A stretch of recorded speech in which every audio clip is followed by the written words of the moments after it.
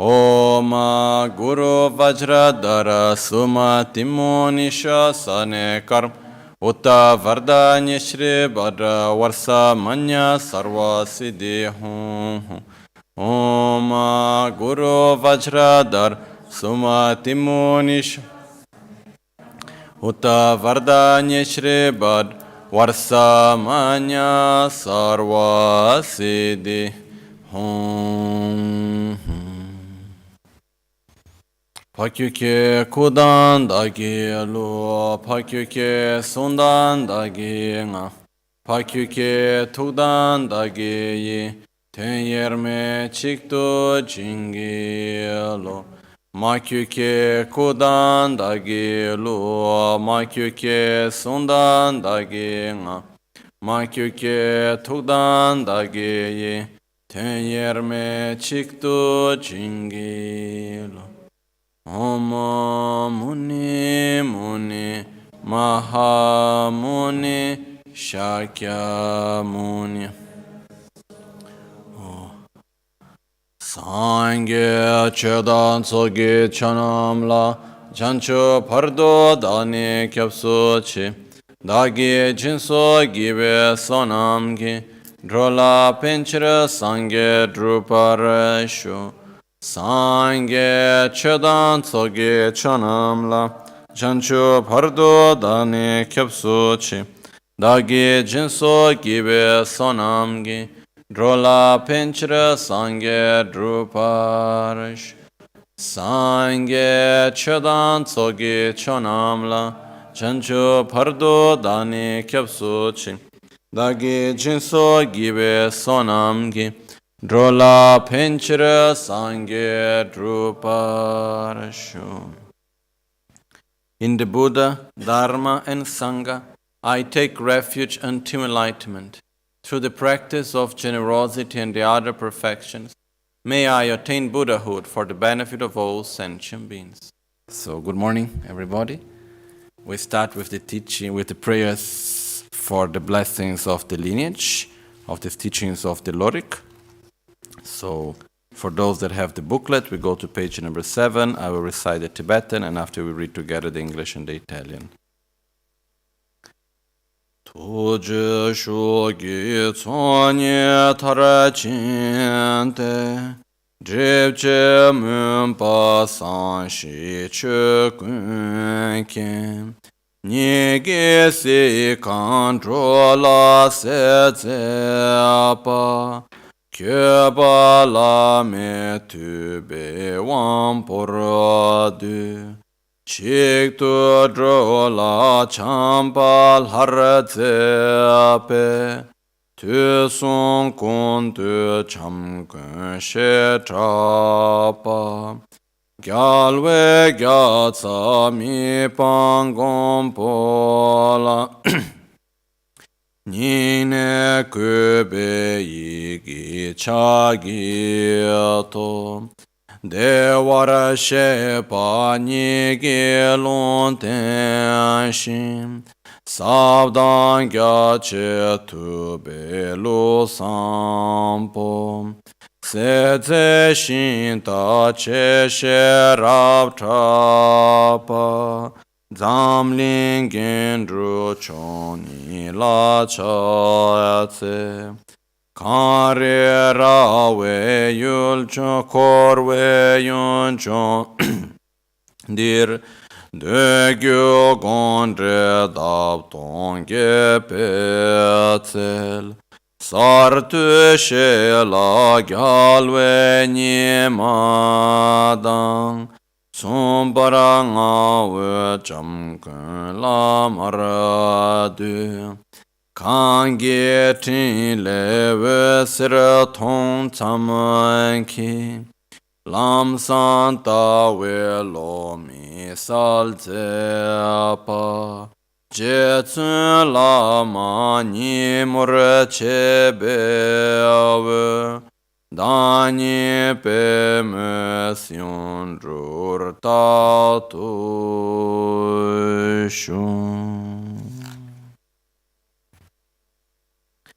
By accomplishing the two accumulations through the power of compassion, The obscure of darkness is cleared and all phenomena are known.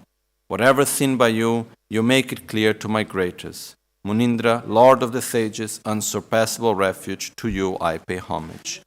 Unique love for my greatest, which is embodied as a deity, renowned through the 3 times as the Lord of love, to the invincible protector, regent of the victorious, with respect from my heart, I prostrate with my mind. You have been prophesied by the Sugata, the one gone to bliss himself, the profound and vast pure traditions of the capable one. By making them clear, you are renowned as the great chariot way openers. To the 6 ornaments and the 2 excellent ones of this world, I prostrate. In this land surrounded by a range of snow mountains, a garden blossoming with thousands of petals of sutra, tantras, and commentaries is refreshed, making you like the son of the victorious. To the praiseworthy Guru, gentle protector Lama Tsongkhapa, I pay homage. By seeing just a ray of light of your spiritual actions, you make the mind's eye for seeing the pure path clear. Venerable Guru, light that shines like the sun, please remain always at the center of the lotus of my heart. Page 11, pagina 11. Korde kyenye malu basimle chungwa yinu she tube sherab le shepe lodro namcho chenamge semge sangde she parache. The defects of samsara and the qualities of nirvana, without exception, derive from the mind, as said in Buddha's teaching. Those who have intelligence and discernment must give importance to knowing the secrets of the mind.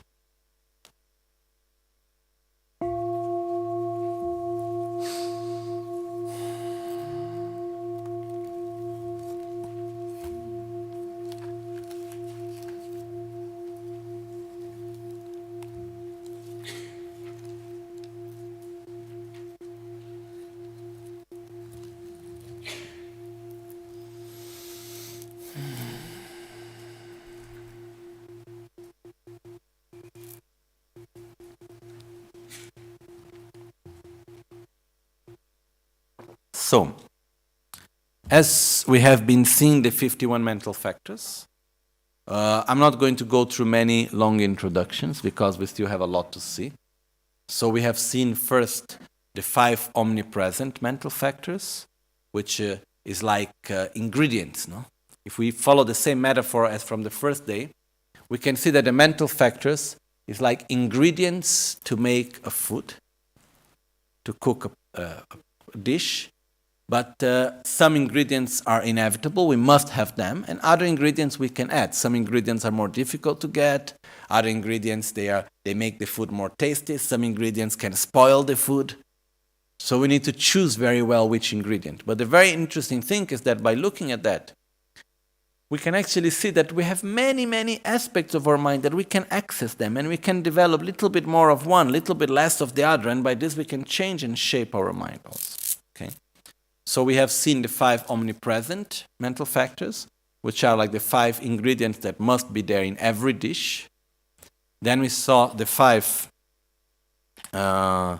Yongzing, which we call the 5 determining, or as we have translated here, the 5 ascertaining, object ascertaining mental factors. Okay. And then we are looking now at the 11 wholesome mental factors, or virtuous mental factors. And we have already seen the first 9. So now we have, which were faith, consideration for oneself, consideration for others, non-attachment, non-hatred, non-ignorance, joyful effort, flexibility. The next one is, then we have conscientiousness. So now we need to go through equanimity and non-cruelty. I'm not going to go into many details about this because we still have 32 mental factors to go.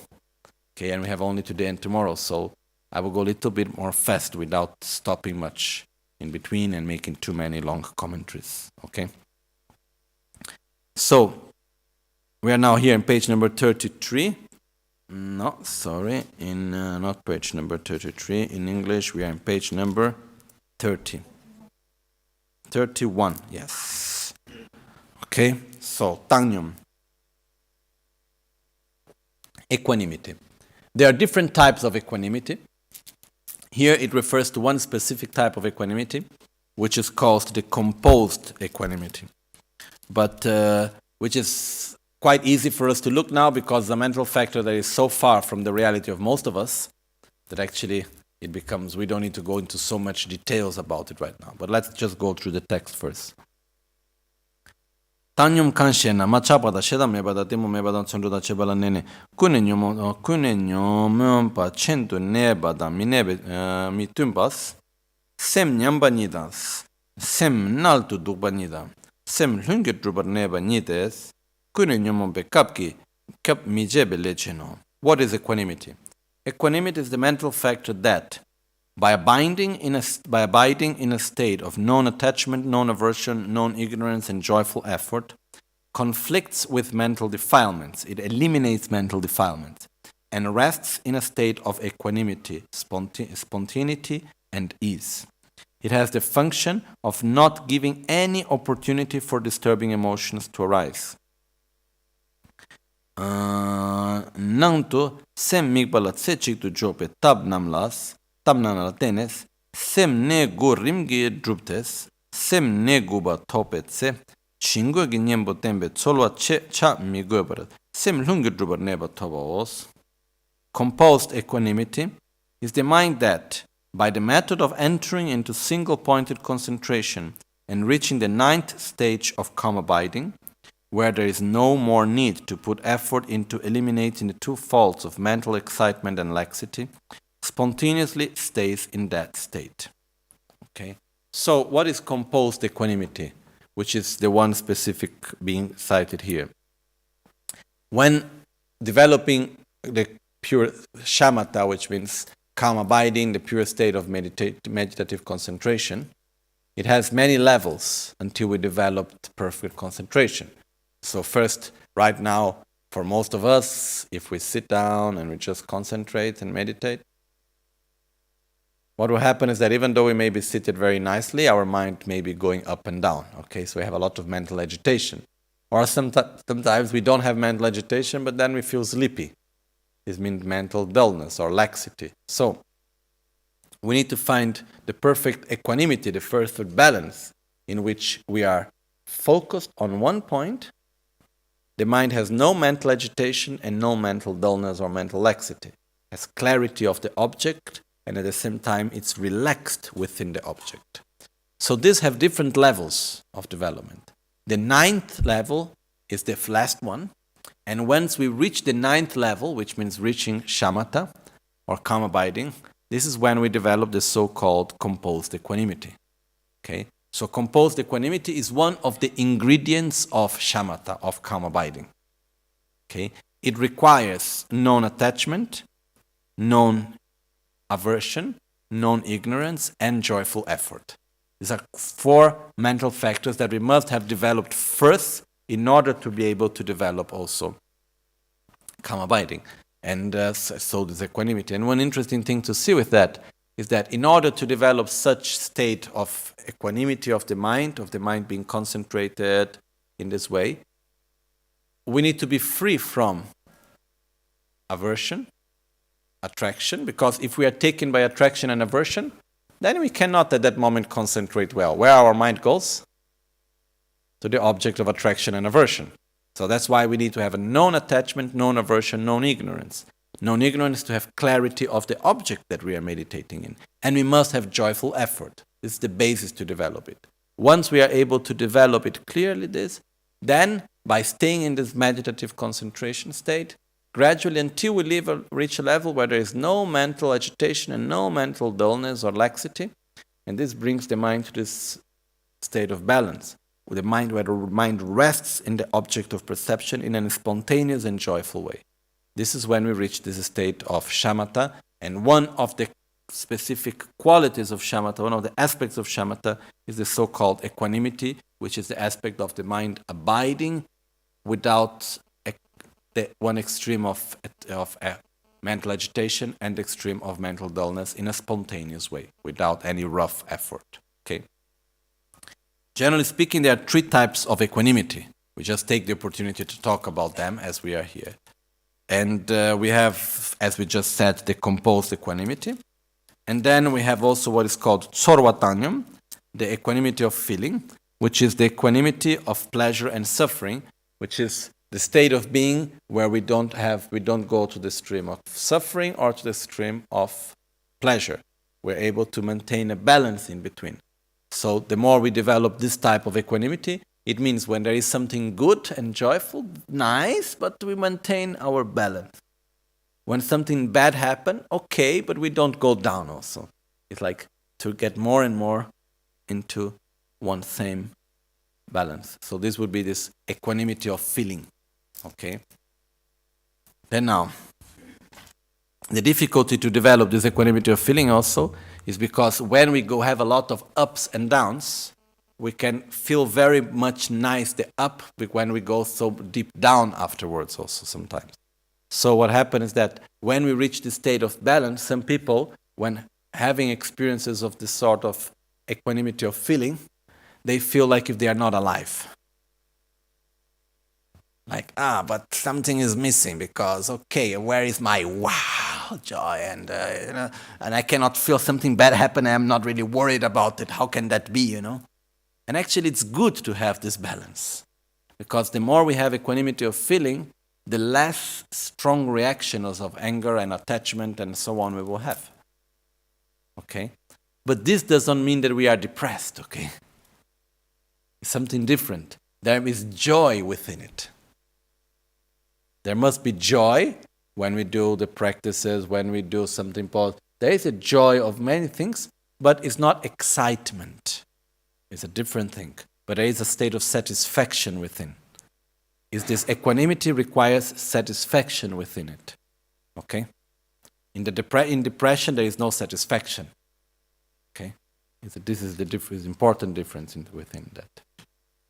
And the last but not least form of equanimity, it's the equanimity of the immeasurable equanimity, which refers to the equanimity of the four immeasurables, which is love, compassion, joy, and equanimity, which is the equanimity of attraction and aversion.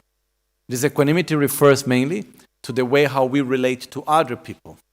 So to relate to other people without making difference between one person or the other in relation to, okay, I have attraction to one and aversion to the other. We relate to everyone in the same level, independently of any aspect. I see everyone as living beings in the same way, so I do the best to everyone in the same way. Relating in the same way to everyone doesn't mean doing the same thing to everyone also. This is one point which is just important to remember.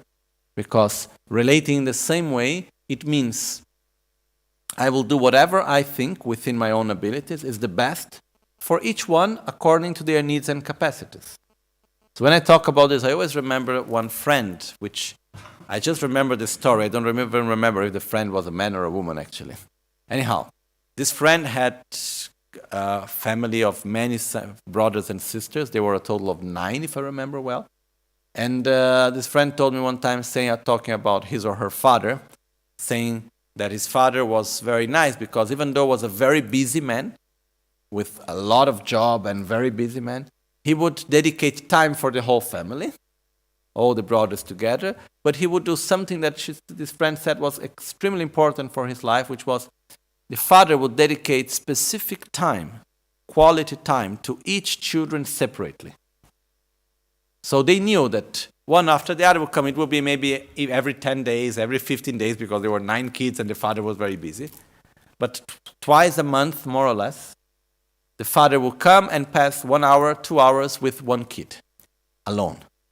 So maybe he would go to do music with one of them, the one that liked music, would go with the other to the horse, the one that liked the horse, or would draw with the one that was drawing, and would adapt to the needs and capacities of each one, which created a very intimate feeling and friendship with every children. And this made a complete difference, that even though my father was always very busy, I always felt him very near. And this was the same for all the brothers and sisters, because they had this very near relation to him, because he knew how to adapt to each one of them. Even when they were all together, he knew each one of them separately. Because when we put everyone together, because in other contexts, sometimes we also happen the fact which is, okay, we are a family, we must treat everyone the same. And the idea of treating everyone the same becomes like, okay, I do this to you, I need to also do to the other. I give this to you, I need to give the same to the other. Which is not true. Because each one of us, we are different. So we need to be treated differently. So the equanimity is to be treated respecting our individuality and our differences.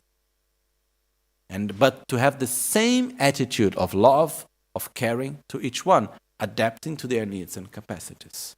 Okay? So with this we conclude this part of equanimity. Okay? So, next one. It's called Nambar Mitsewa, non-cruelty, and can be translated also as non-violence, ahimsa in Sanskrit. And it says, Nambar Mitsewa kanshina shedame bechartopa ninjewe semnites te mitsalwe lechenos. What is non-cruelty? Non-cruelty is the mental factor which is part of non-anger. It is a mind of compassion. It has the function of not inflicting harm. The mental factor with the aspect of patience and love towards sentient beings. So,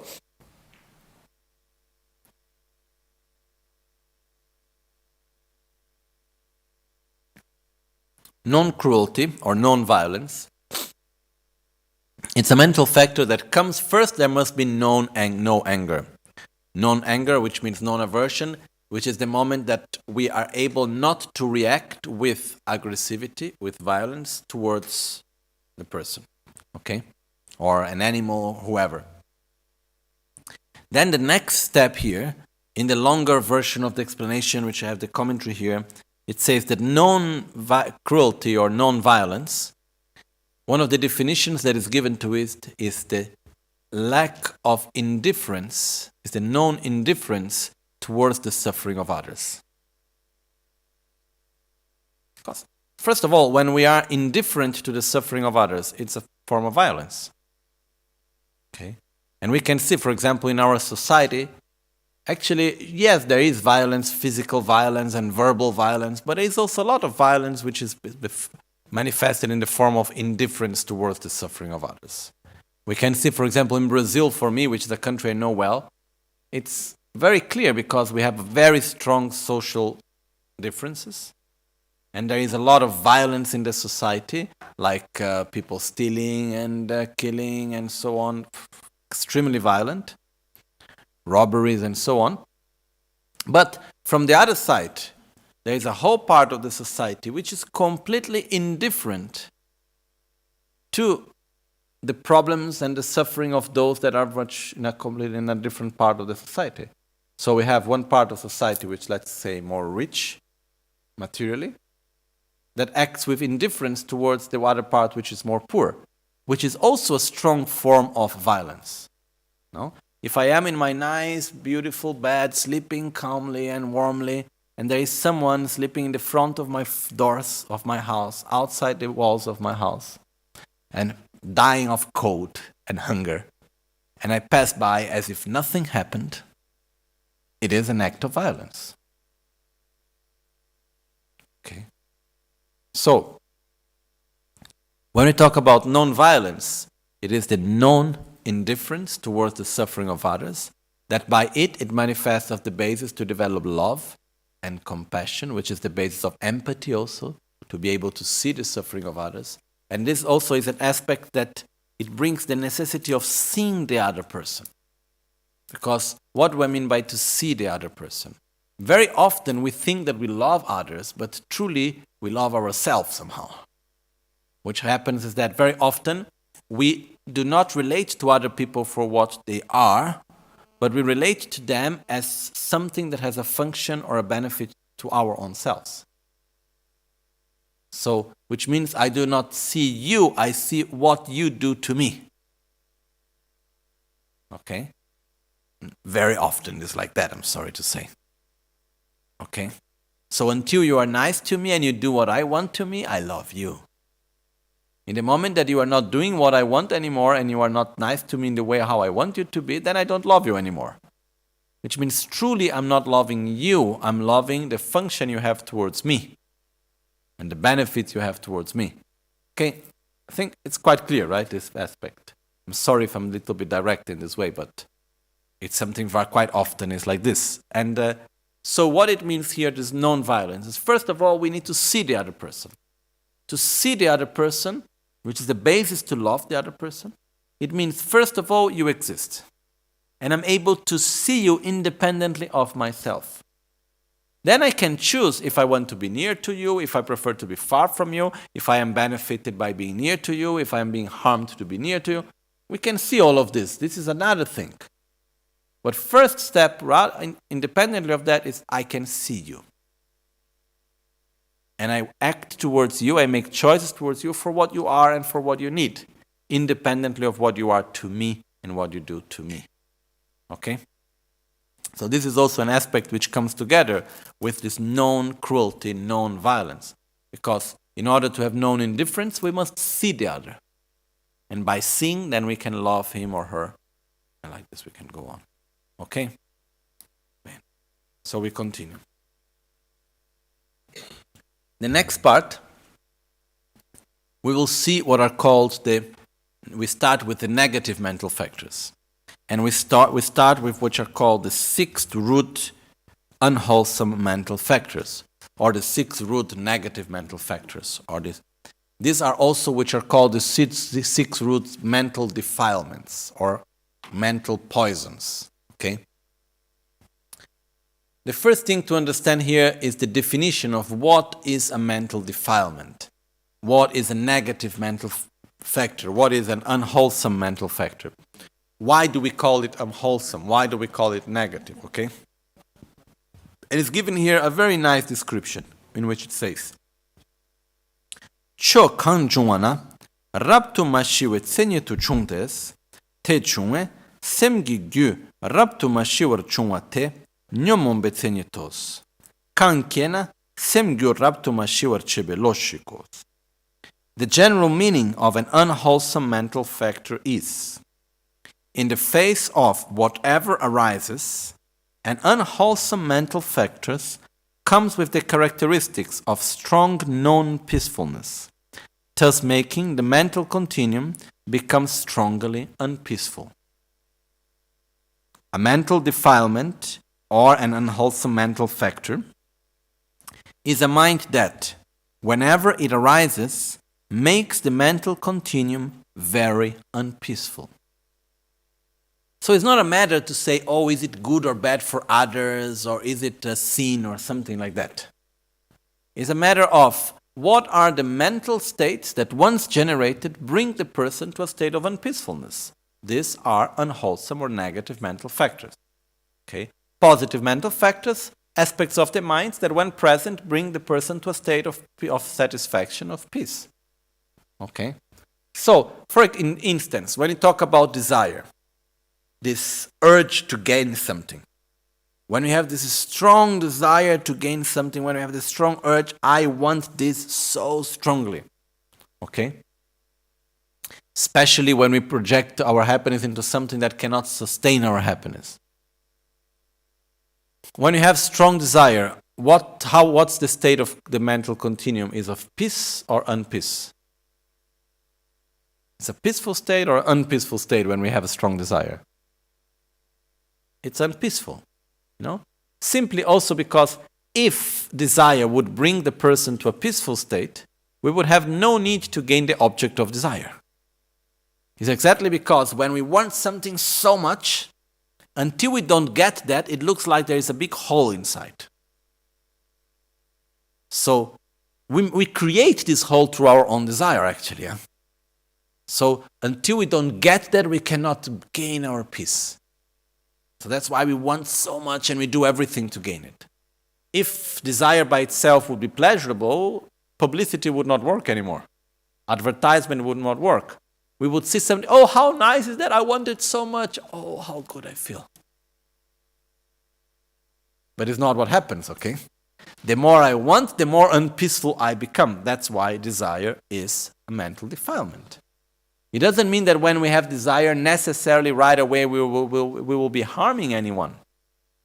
But desire lately will bring harm, because from desire inevitably will come aversion and aggression and so on. But in the moment of desire itself, we are not necessarily harming anyone. The difficulty that we have very often when talking about all the teachings, in this case also, is because when we listen to something, inevitably we will listen to it through our own culture, experiences, knowledge, and so on. So some people sometimes they see mental defilements as the concept of sin, and has nothing to do one thing with the other. Okay? One thing is the mental states which bring unpeacefulness. Another thing is the negative actions that I will do out of it. These are two different things. Okay? So basically, that's why also when we listen to Dharma teachings, the first moment that we listen, inevitably we will listen to it through all the background that we have. That's why after maybe 20 years listening to teachings and practicing Buddhism, then you go back to the same fundamental teachings of the very beginning and you see them completely different. Why? Because you became a different person. This is what happened to all of us. That's why it's important always to go back to the same teachings again and again also. Okay? Anyhow, mental defilements is whatever state of mind that brings us to a state of non-peace or unpeacefulness within our mental state. Okay? Well, there are 6 principal mental defilements from which all negative and violent actions originate. So all our negative actions, all the negative karma, all our suffering originates from these 6 root mental defilements, which are stated here, which are mental factors, and we are going to see them right now. Okay? So now, the first of the 6 negative mental factors, or the 6 root mental defilements, is called desirous attachment, which often is translated as attachment and often is translated as desire. Döchak. But in Tibetan, the word döchak, dö means desire, chak means attachment. Okay? So we have one word, döchak, which finally I found the best translation was desirous attachment. And we will understand why. Because it has 2 aspects. When it is directed towards something that we do not possess, it is desire. I want that.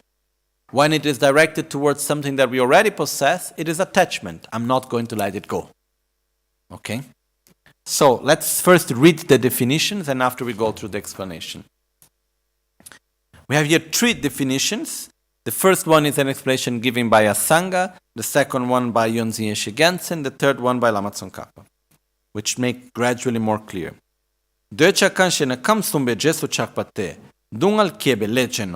What is desirous attachment? It is the mental factor that is strongly attached to any object within the 3 realms. Its function is to generate suffering. Which are the 3 realms? Just to make clear what is written here. Is the desire realm, form realm, and formless realm. It means basically, when we say of the 3 realms, it means of the whole universe, of the whole existence. So basically we divide the whole existence in Buddhist teachings into 3 realms. The desire realm, which is the realm in which we are, is basically the part of existence where the 6 senses exist, where we can see, smell, taste, touch, listen, and when we have also the mind objects, thoughts and so on. Okay? Then this is what with the desire realm where we live. Then there is the form realm where there is the matter does exist, but all the 6 senses don't exist. Which is, for example, like outer space. And it is said that the form realm is much bigger, much larger than the desire realm. So, if we think in outer space there is no sound, for instance. Because there is no oxygen and there is no air, no oxygen. So there is no possibility for the vibrations to expand. So if there is an explosion, there is no sound. in the outer space, for example. Okay? Most probably there should be no smell also. Okay?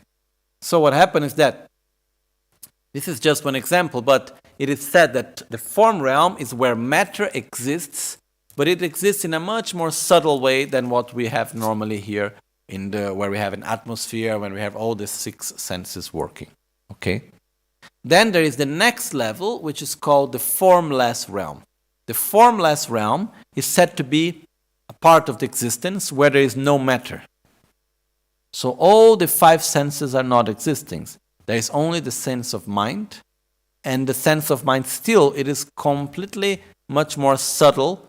There is no pleasure, no suffering. It is just like a sort of mind of a very state of equanimity, like frozen state, let's say. Okay?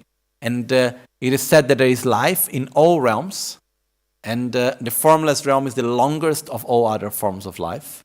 It's like being frozen for a very, very, very, very long time. No pleasure, no suffering, not so, but the thoughts are still there. The mind is there, but it's in a very abstract way. Okay? Then there is the form realm, where there is also life, and the desire realm. Okay? One time I was reading one article about the universe, and it was showing the differences of size and space. So, if we think about the description that we have nowadays, modern description of the universe, places where we have the 6 senses functioning, it's much less than what is outer space. We have much more outer space than places with an atmosphere and so on. Okay? So, this is already combining with the teachings. Then, it is one time in this magazine there was a representation of one of the smallest black holes that has been found and ascertained. So it had a double page in this magazine with one whole drawing, which was a whole black page, and it was representing the size within the correct proportions of the black hole, the smallest black hole, and then there was a little white dot, really small, on this page. Like, 1, 2, maybe 3 millimeters, whatever, like really small on the whole page.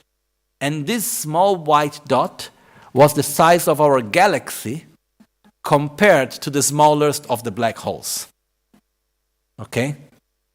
So, in the Buddhist teachings, it says that the formless realms is incredibly bigger than the form realm, and then which is already incredibly bigger than the desire realm.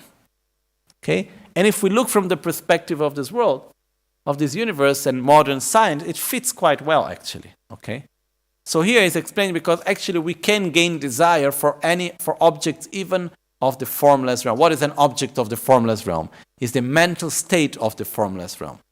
There are states that it is possible through meditation to reach a state of mind which has no any conceptual thought, which has no any form of pleasure and suffering, and these levels of mind are described as the levels of equanimity, they are called also, and these are levels of equanimity which refers to the formless form realm level of equanimity up to the formless realm level of equanimity, okay, which is possible to develop through meditative state, which is a state of non-suffering. But according to Buddha's teachings and according to his experience, what he saw was that when he entered into these deep levels of meditation where there was no any more type of suffering, but at some point he needed to come out of the level of form of meditation, then the suffering would come back again. So that's not the point. The point is to eliminate the causes of suffering, which are the 6 root mental defilements. Okay? But now let's go to the actual fact of desire and attachment.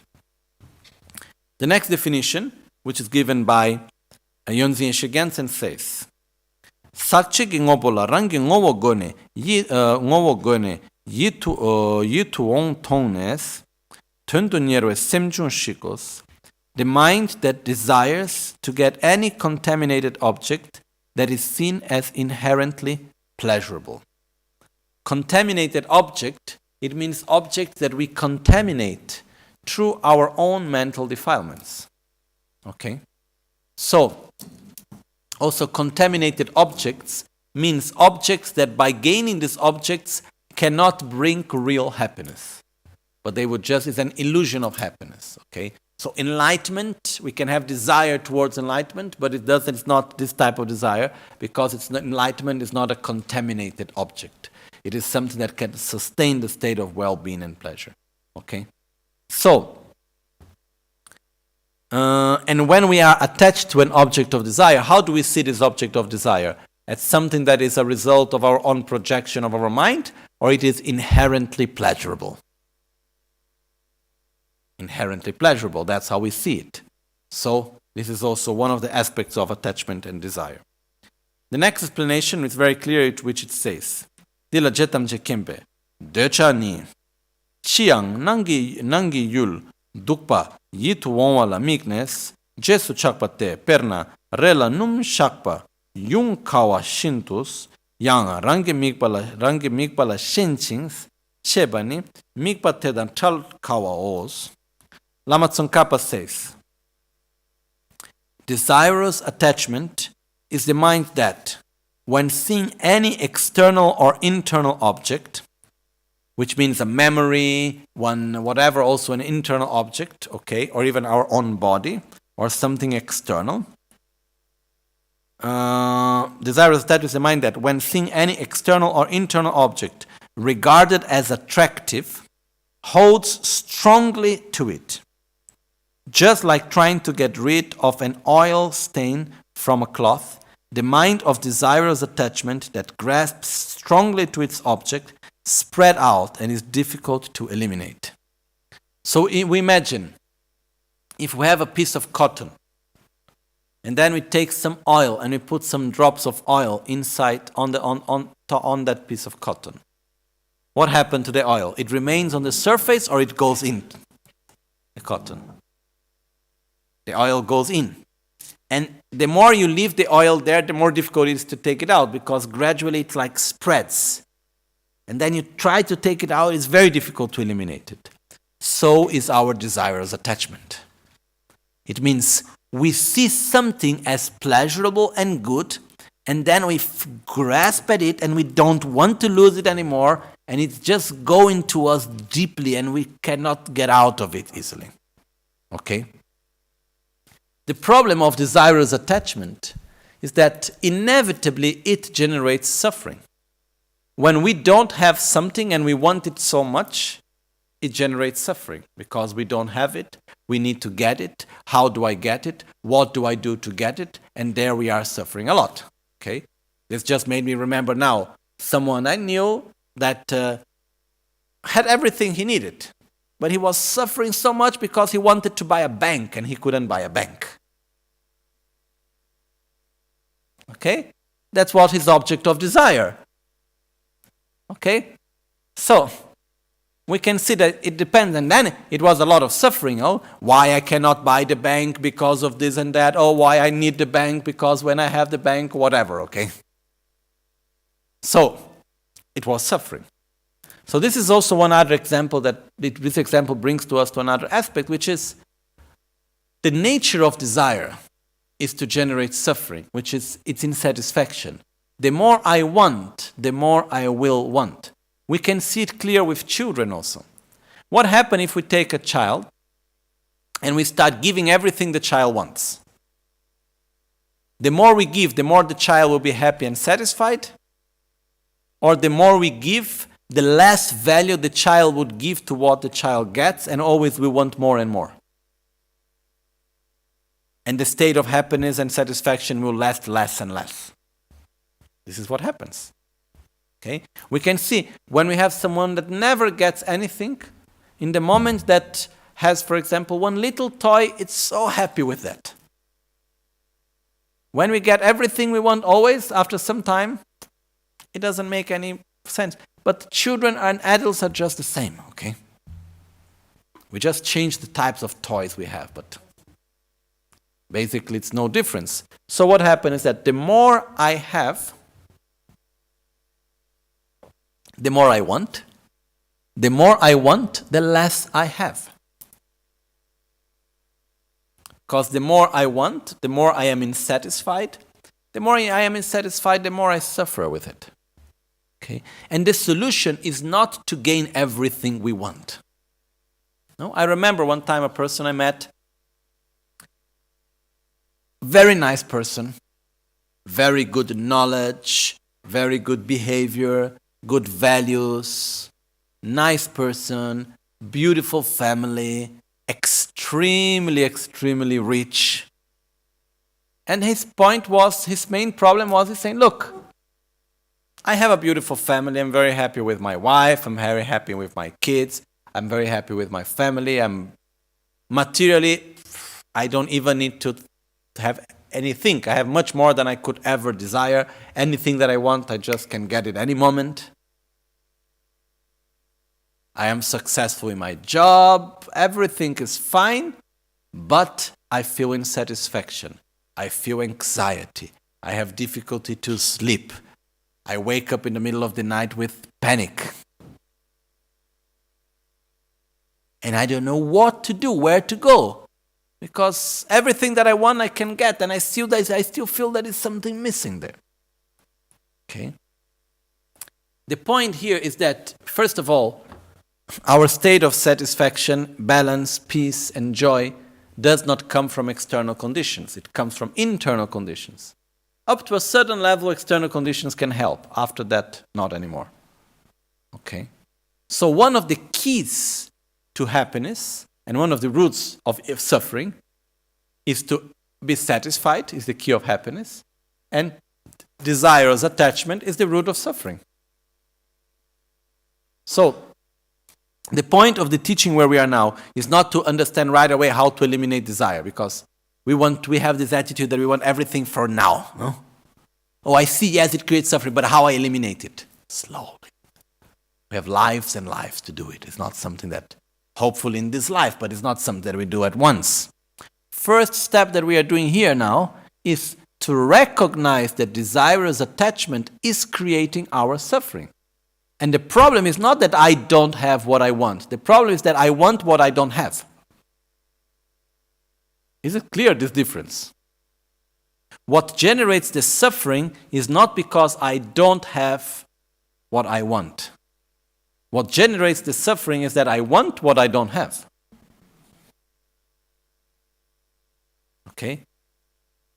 It's very important to make this distinction. Because what happens is that after some time, we see ourselves as the victim of not having what we want. And when we want something so much, another thing that we do is that we make the qualities of our object of desire very big.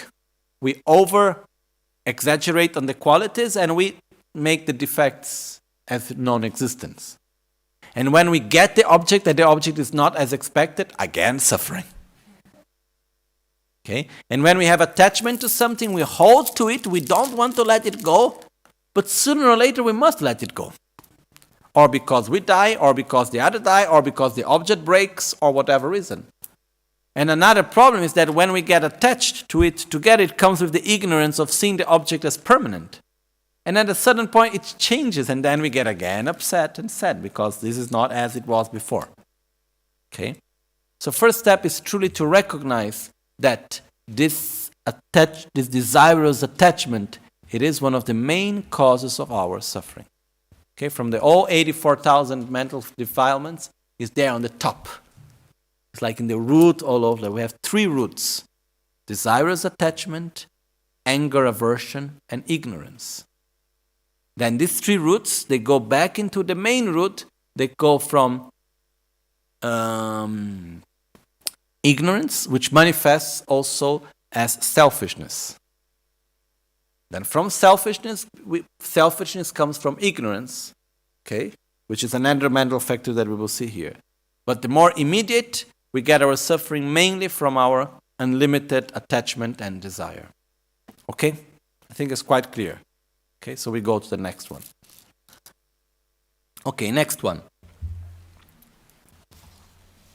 Kontro, anger. Kontro akanshena semche namda dunga gi negi. Chö namla kuine nar sembate rikpa mineba na nyebar chöbe tenchebe lecheno. What is anger?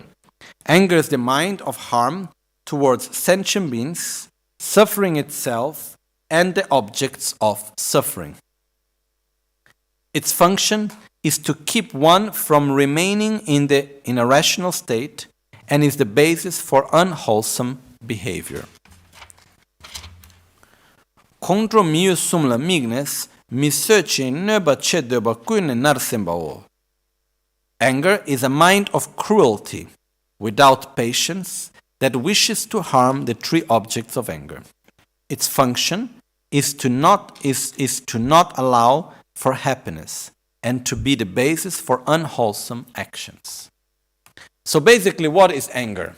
Or aggression, aversion, and so on.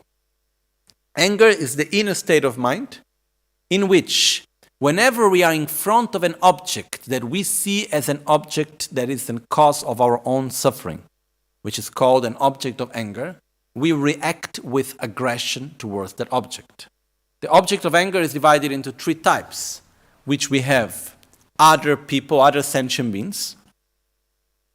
Okay? And we get angry with their behavior, with their existence, with whatever. Okay? Then there is the anger towards our own suffering. Sometimes people get even angry with their own anger. No. We are strange. Okay? So we can get angry because how come I am angry? I shouldn't be like this. So we get angry with our own suffering, with ourselves. Or we can get angry towards objects. I have seen people getting angry towards the computer. I've seen people getting angry towards the car. Or sometimes like one classical thing is like, you see, this one scene which I saw very clearly. One time a person walking with slippers and then hit with one of the toes one stone. And then hurt the finger. And then get the stone and throw the stone away. Get angry with the stone. You know? Or sometimes people can be walking and hit with the little toe. Hit the corner of the bed, for example, okay? And then what happened? They get angry with the bed. Why this is stupid bed is here, shouldn't be here, whatever, okay? So, we can get angry with all sorts of things. Basically, we get angry towards anything that we see as a cause of our own suffering. There are many manifestations of anger. One of the aspects of anger is that it's directly connected with the next mental defilement, which is arrogance, which is to feel superior to others. Many people have anger and aggression which manifests through the aggression of mind, speech, and body, but not because they want to harm others, but because they do not accept that the others think differently or act in a different way. Like one time I saw a person acting with a lot of aggression, verbal, towards a few people because he thought that they were not eating things that were healthy for them. So found this group of people, they were eating things that this person thought that were not healthy, and was like, how can you do this? Stop, you cannot eat in this way, this is harmful for you, blah, blah, blah, blah, blah, and went like in a very aggressive way. So, on the basis, does this person want the good for these people? Yes. But if I act with aggression, do I get what I want from you? No. When someone tells, even if the person is telling us the most correct thing, but if the person tells it with aggression, we do not listen to it. We are blocked, we get blocked towards it. Okay? So, aggression is a very ignorant way of trying to get things solved. And very often, just going back, we react with aggression, with anger, out of our own pride. Very often, the actual anger manifests a form of arrogance. I know how it is, you are wrong. How can you do in this way? Things are not like that and they cannot be like that. How come you do things in this way and so on. Okay? Also, anger has the power to destroy things that we build up so carefully because we get out of our temper, we get out of control through anger. We can build up very carefully a friendship, then out of one moment of anger, we can destroy it. Even after the other person come and say, oh, I am sorry, I was angry. Okay, we accept the sorry, and we say, okay, I understand. But deep inside, is there a knot that is created? is there a bitter taste that remains or not? Normally, yes. Okay. One time I had an experience which touched me quite a lot. I was in front of an object of anger. It was not so long ago, maybe 2 years ago, 1 year and a half, something like that. I think around 2 years ago. And it was a situation, something that I really don't like, which is people blackmailing me. I really don't like being under blackmail. And even if it's a small type of blackmail, sometimes there is emotional blackmailing or whatever type. And normally I have this bad character. If someone blackmails me, my natural behavior is to do the opposite. So if you say, if you do this, then I will suffer. Then, okay, then suffer. Sorry, this is my own bad character, okay?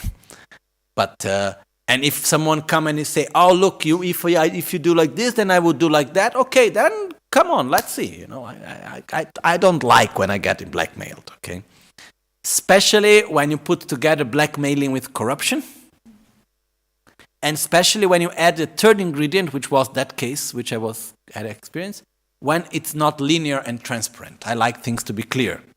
And when the person says something, but it's not exactly saying but not saying, doing but not having the courage to say what you are doing and to be there.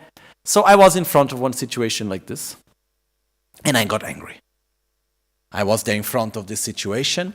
I felt this thing coming inside, and I got like 1 pound by the distance of the face of this other person, and I started to say some things in a quite more aggressive way, and I felt it coming from within, and I started saying, and after people that were around, they said, no, but you were not angry. Okay, I controlled myself, okay? But I know that I was angry in that moment. I know that it came up very strongly. And then the luck was that it was up to here. Then I was able to hold it back, swallow it back. I said, okay. Then I went for a walk. And then on this, it took few hours until I could go back to my natural state. I felt pain in my chest. Okay? And one thought which came very clear was, if 20 seconds of anger, because that's what it was, makes such pain inside. Imagine when you get angry every day. And when we are always into this, after some time, we don't feel the pain anymore because we get so used to it, but it creates so much tension inside. And we lose control of our actions. So that time I made a commitment to myself, which was, it doesn't matter what it happens, it's not worth doing it. My peace of mind is more precious and more important than anything else. Happens what happens, I am not going to lose my own peace and my own control. And I'm not going to let myself be taken by such attitude of anger and so on. Because the more we get angry, the more we will get angry. And what's one of the functions of anger? Not allowing happiness. No, as it was stated by a Sangha. Huh?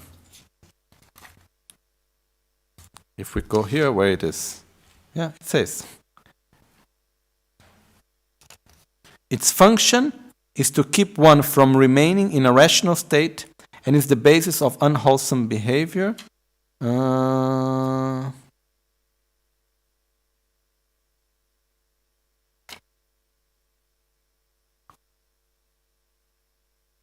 a second. Yeah, here, in the end I have written that. I didn't get the Tibetan part of this. But it says, its function is not to be able to remain within a state of happiness. Okay? So another thing is that the more I get angry, the more I will get angry.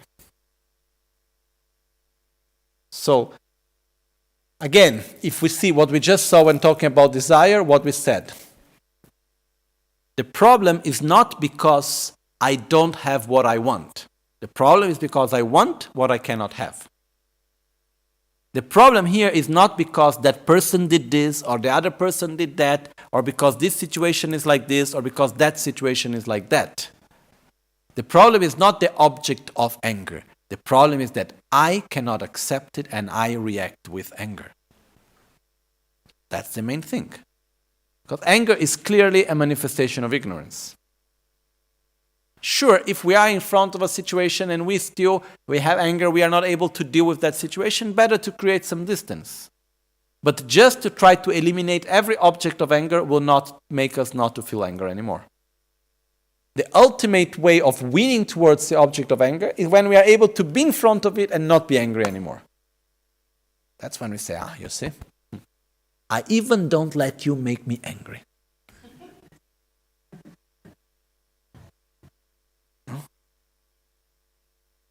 And sometimes it makes the other even more pissed off. It's like, how come you even don't get angry with me, you know? But the point is that we need to understand how much anger is harmful towards ourselves. It's incredibly harmful. Okay? And sometimes because of anger, we even get angry of the fear of suffering, you know? We see something, because in the past I suffered because of something like this, so I am already angry, already aggression towards that object or that person, because I don't want to go into that state which I have been in the past. So we end up constantly cultivating this aggression of speech, aggression of action, physical action, and aggression of mind. Now, there is one definition which says violence, which is in this case is manifestation of violence, is a manifestation of an unresolved desire and need, of an unresolved need. It's something that is not good, we are not satisfied, it's something that we are not well with ourselves, and then we manifest it towards the rest.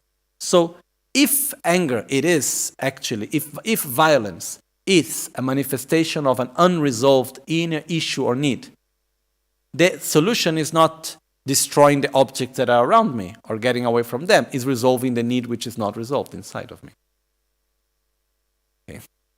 So even when we look, when there is fight and conflict between two people and anger comes out, if we look, but what is your need that is not being fulfilled here? And when we look at the need of both, then we can actually solve the whole problem. Huh? But anger, it's something that it's really, really, really harmful.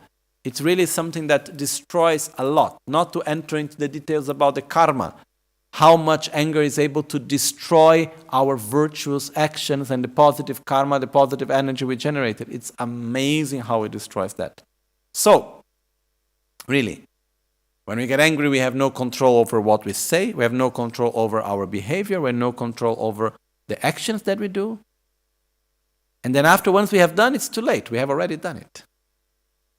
So it is very important for us to understand that it doesn't matter what happens, is not a reason to be angry. It doesn't matter, but. No. There is no justification for anger. Okay? I can understand that some behavior is not nice. I can understand that something is not good. But with myself, there is nothing that is a reason to justify my aggressive behavior towards myself and others. Why? Because I need to see clearly that it's one of the main causes of my own suffering and that of others. So, I don't want to follow it. It doesn't matter what happened. That's not the reason. Okay? So, this is a very important part of mental factor also, which is very present in the life of many of us. And there are many ways how to deal with anger gradually, slowly. But the main point now is just recognize how anger is one of the main causes of our own suffering. Okay? I wanted to finish the first 6 negative mental factors, but we could only go through 2 of them. But they are 2 very important ones. And okay, tomorrow we will continue. And maybe at least we will then tomorrow I will really go more fast through the rest of them and leaving the opportunity on another occasion to go into details, ok? Quindi io volevo oggi aver finito i primi 6 fattori mentali negativi radice, però abbiamo fatto 2 e quindi domani voglio concludere i 51 fattori mentali, perciò passeremo un po' veloci su ognuno di loro, senza entrare in dettagli, lasciando aperto per un'altra occasione per poter entrare nei dettagli, ok? perché in realtà su ognuno di questi, volendo, possiamo passare giornate intere. Ok? Facciamo le dediche finali. Ricordiamoci solo una cosa, la ragione per la quale si studiano questo è per conoscere meglio noi stessi, per vedere meglio i nostri processi, perché il primo passo per cambiare è conoscere. Questo è importante. The reason why we study this and we understand is because the first step to change our behavior is to be aware of it. Then comes the next steps of avoiding, of changing, and so on. But first we need to see it. Then we can change it without needing to feel guilty of it. We just see how it is, and then we can make the direction to change it. Okay? So, as it says, to make a mistake is human. To persist in the same mistake is diabolic.